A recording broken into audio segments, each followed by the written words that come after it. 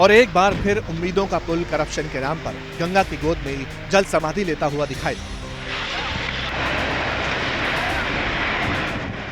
रविवार शाम नदी के ऊपर बन रहे पुल के गिरने वाली तस्वीरें जैसे ही सामने आई, बिहार में सियासत का मीटर हाई हो गया। नीतीश सरकार से सवाल पूछे जाने लगे, जो पुल पिछले 9 साल से बन रहा था वो अभी तक क्यों नहीं बना? कब तक भागलपुर और खगड़िया के लोग पुल के लिए तरसते रहेंगे? सवालों की बौछार हुई तो सफाई खुद नीतीश कुमार की तरफ से आई। मान लिया कि पुल ठीक से नहीं बन रहा था, पुल में करप्शन का दीमक लग चुका था और ठीक नहीं बना रहा है, तभी रेट गिर जा रहा है भाई। इसका मतलब उसको तो और मजबूती से बनना चाहिए था, बन करके और तैयार हो जाता। अब 14 से काम शुरू हुआ, अब जिसको भी दिया गया है अब इतना देर क्यों हो रहा है? और एक गिर गया था तो उस समय भी हमने कहा था, 1 साल पहले की बात है। अब फिर जब 2 हो ये फिर गिरा है तो तुरंत हमने विभाग के सब लोगों को कहा कि जाकर के देख लीजिए और तुरंत एक्शन लीजिए। सुशासन बाबू की इमेज वाले नीतीश का करप्शन वाले पुल पर ये ऑन कैमरा इकरारनामा था, लेकिन डिप्टी सीएम तेजस्वी यादव नीतीश की बातों से इत्तेफाक नहीं रखते। उनका कहना था कि चूंकि पुल ठीक से नहीं बन रहा था, इसकी रिपोर्ट पहले ही मिल गई थी, इसलिए सरकार ने इसे खुद गिराने का फैसला किया।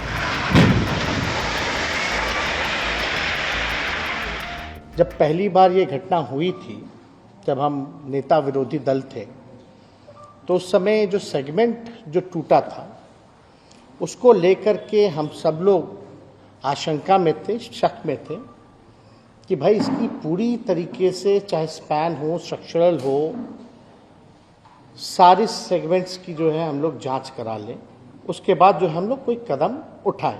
आईआईटी रुड़की का ये रिपोर्ट है, यानी आंधी तूफान के कारण जो है वो गिरा। अब पुल को करप्शन ने गिराया या गड़बड़ी की वजह से खुद सरकार ने इसे गिरा दिया, इस पर सीएम और डिप्टी सीएम एक पेज पर नहीं है, लेकिन इतना जरूर है कि पुल गिरने पर बीजेपी हमलावर है। करप्शन के नाम पर नीतीश सरकार पर तीखे हमले हो रहे हैं।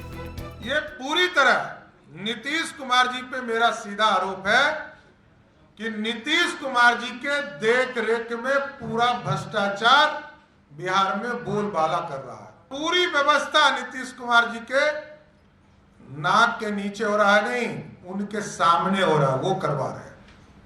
ये पूरा भ्रष्टाचार नीतीश जी के चलते हो। 1710 करोड़ की लागत वाला ये पुल बीते 9 साल से बन रहा था। बीते साल आंधी तूफान की वजह से इसका एक हिस्सा गिर गया। हालांकि इस बार 3 किलोमीटर लंबे इस पुल का 80% काम पूरा हो चुका था। नवंबर तक उद्घाटन की बात सामने आ रही थी, लेकिन एक बार फिर पुल ने धोखा दे दिया। कहा यह भी जा रहा है कि जिस कंपनी के पास इस पुल को बनाने का ठेका है, उस कंपनी को पहले से ही राज्य में 9,000 करोड़ से ज्यादा के प्रोजेक्ट मिले हुए हैं और नीतीश अब कहते हैं कि हर एंगल से जांच की जाएगी।